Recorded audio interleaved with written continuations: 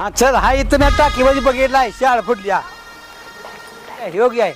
तुम्हाला काय झालं? अहो असं का वाजायला लागलाय तुम्ही?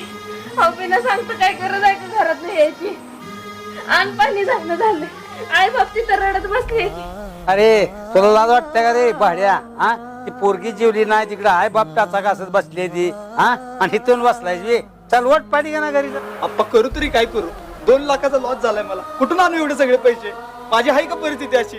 सगळं टेन्शन आले, असं वाटायला जाऊन जीव देव.